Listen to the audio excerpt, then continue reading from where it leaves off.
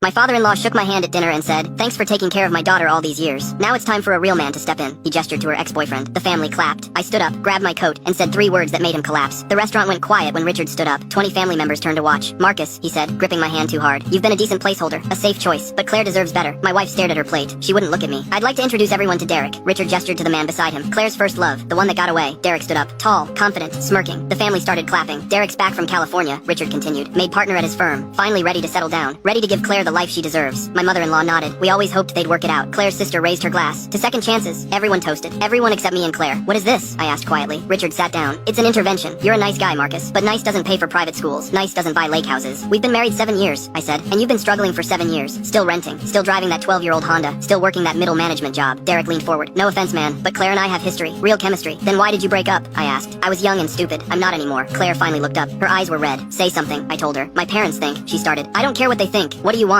She glanced at her father, at Derek, at the whole table watching. "I want what's best for our family," she whispered. I stood up, grabbed my coat. "Where are you going?" Richard demanded. "Away from people who think love has a price tag. Sit down. We're not done." "Yeah," I said. "We are." I looked at Claire. "You coming?" She looked at Derek, at her father, at her whole family tree of expectations. "I need time to think," she said. "Take all the time you want." I pulled out my phone, opened my banking app, turned the screen toward Richard. "What's this?"